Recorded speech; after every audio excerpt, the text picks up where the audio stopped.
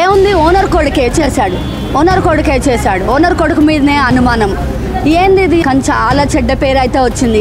అసలు ఇంత పెద్ద సిచ్యువేషన్ ఎక్కడ జరగలేదు ఈ ఏరియాలో, దరిదాపుల్లో. మా డాడీ పేషెంటే, మమ్మీ పేషెంటే. తెలీదు ఆ బాబు, అసలు నాకు తెలీదు. కంపౌండ్లో ఉన్న పిల్లలే మా పిల్లలతోటి ఆడుకునే వాళ్ళు వచ్చినప్పుడు, అంతేగాని లోపలికి కూడా బయట పిల్లల్ని అలౌ చేసేవాళ్ళు.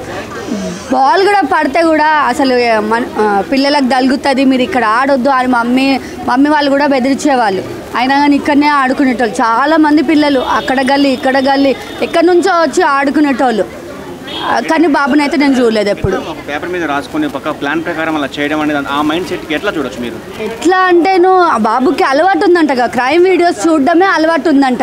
మళ్ళీ క్రైమ్ వీడియోస్ చూసిన వాళ్ళు ఎట్లా ఉంటారు అలానే ఉంటారు. ఒక 10th క్లాస్ కాబట్టి పేపర్లో రాసుకున్నారు. అదే ఇంకా టీనేజ్, ఇంటర్, డిగ్రీ అయితేనో ఫోనే ఉండేది, ఫోన్లోనే ప్లాన్ ఉండేదేమో. 10th క్లాస్ కాబట్టి ఫోన్ లేదు. అసలు ఫోన్ ఇచ్చుడే తప్పు పేరెంట్స్ది, ఫోన్ ఇవ్వకుండా ఉండాల్సింది. అంతే. హత్య చేశాక మరకలు కానీ, డ్రెస్సెస్ కానీ, ఆయుధాలు కానీ అవన్నీ పేరెంట్స్కి తెలియదా? 4 days అవుతుంది, ఆ అబ్బాయి ఏం చెప్పలేదంటారా? అది అంత ఐడియా లేదండి నాకు. కానీ అబ్బాయి మాత్రం ఇక్కడిక్కడనే తిరిగాడంట. మేము కూడా ఎప్పుడు అబ్జర్వ్ చేయలేదు. ప్రజెంట్ ఈ 5 daysలో కూడా ఎప్పుడు అబ్జర్వ్ చేయలేదు, ఏం లేదు. కానీ ఎంత ధైర్యంతో తిరిగాడో అబ్బాయికే తెలియాలి. ఎన్ని వీడియోస్ చూసుంటేను మళ్ళీ అంత ధైర్యం వచ్చిందో అబ్బాయికి, అదే కదా. మళ్ళీ అమ్మాయి ఎట్లా ఉండేది? అమ్మాయి గురించి ఏం చెప్తారు? అమ్మాయి మంచిదే, మా పిల్లలతో కూడా ఆడుకునేదే పాప. అమ్మాయి చిన్న పాప, నిజంగా పిల్లలకు పేరెంట్స్కి కూడా కడుపుకోత. ఇక్కడ బాబు వాళ్ళ పేరెంట్స్కి కూడా అంతే. పెంచడంలో ఏదైనా కానీ పెంచడంలోనే ఉంటుంది. మనం కొంచెం నిఘా పెడితే ఇలా జరిగేది కాదు. ఆ కుటుంబానికైనా ఈ కుటుంబానికైనా కానీ పేరెంట్స్ వర్క్లో పడిపోతున్నారు, పిల్లలు చదువుతున్నారు కదా అని వదిలేస్తున్నారు. ఇక సమాజంలో ఇట్లాంటివి జరగకపోతే ఇంకెలాంటివి జరుగుతాయి? ఇంటి పక్కన బాబే ఫైనల్గా ఈ హత్యకు కారణం తెలిసినాక మీరు ఎట్లా రియాక్ట్ అయ్యారు? ఫస్ట్ షాక్ అయ్యాను యాక్చువల్గా. అంత చిన్న బాబు ఇంత చిన్న అమ్మాయిని ఎలా చేశాడు అనేది చాలా పెద్ద షాకు. యాక్చువల్గా అయితే పెద్ద వాళ్ళే చేసుంటారేమో అనుకున్నాం మేము, కానీ చిన్న బాబు అంటేను చాలా పెద్ద షాకే అనుకున్నాను అసలు. చూస్తే అబ్బాయి ఇక్కడ కూడా చనిపోయింది, ఎలాంటి శిక్ష పడాలంటారు మీరు చెప్పండి? మైనర్ అబ్బాయికి ఎలాంటి శిక్ష వేస్తే ఏముందండి, పేరెంట్స్కి వేయాలి ఏదైనా శిక్ష. పేరెంట్స్ని బట్టే వాళ్ళు పెరుగుతారు ఏదైనా కానీ. పేరెంట్స్ మంచి పెంచుతాను, మంచి పిల్లలుగా పెరుగుతారు ఏదైనా కానీ. పేరెంట్స్ నిఘాలో మంచిగా ఉండాలి, ప్రొటెక్షన్ ఇవ్వాలి ఏదైనా కానీ. ఇప్పుడు నేను ఆడుకుంటా మమ్మీ నాకు క్రికెట్ కిట్ కావాలంటే ఇప్పుడు కాదు నన్ను, మా బాబు కూడా క్రికెట్ అంటే చాలా పిచ్చి.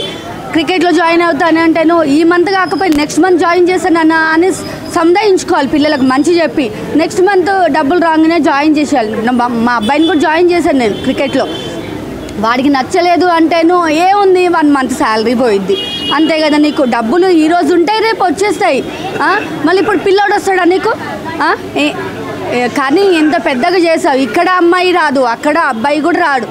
మరి ఎలా? మళ్ళీ ఇలా ఇంట్లో పేరెంట్స్ కొంచెం ప్రొటెక్టివ్ మంచిగా ఉండాలి. పిల్లల ఆలోచనలు బట్టి పిల్లలు ఏం నేర్చుకుంటారు ఏంది అనేది కూడా ఆలోచించి పిల్లల్ని పెంచడము పేరెంట్స్ అలవాటు చేసుకోవాలి.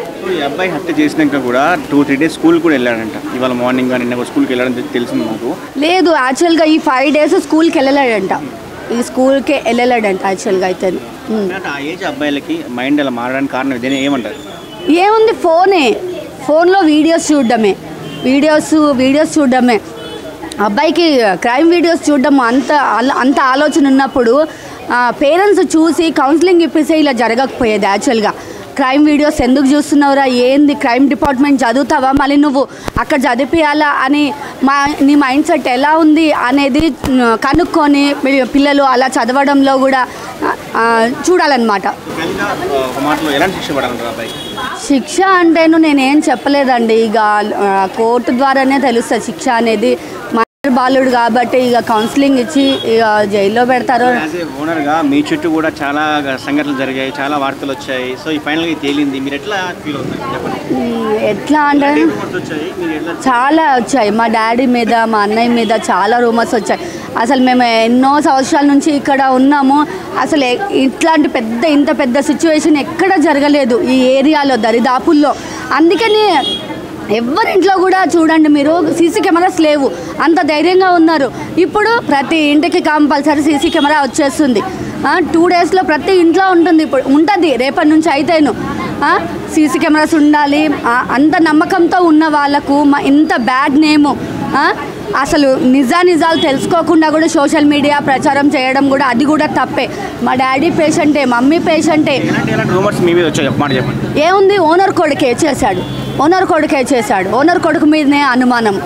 ఏంది ఇది అసలు? ఇన్వెస్టిగేషన్ జరుగుతూనే ఉంది. అన్నయ్యకు చిన్న బాబుని చూసుకుంటే నేనున్నాను, నా పిల్లల్ని వదిలిపెట్టేసి నా ఇంటి దగ్గర. ఏంది, మమ్మీ డాడీ వాళ్ళు పేషెంట్లే. అన్నకు కూడా బీపీ ఉంది, వాడికి అంత ధైర్యం లేదు, ఏం లేదు. మేము ఉండి ధైర్యం ఇస్తున్నాం కాబట్టి కొంచెం మంచిగా ఉన్నాడు. కానీ చాలా చెడ్డ పేరు అయితే వచ్చింది. ఎట్లా చెడ్డ పేరు వచ్చిందో మా మా మా పేరెంట్స్కి అట్లా మంచి పేరు కూడా ఈ సోషల్ మీడియా తీసుకురావాలి. అదొక్కటే కోరుకుంటున్నాను, అంతే.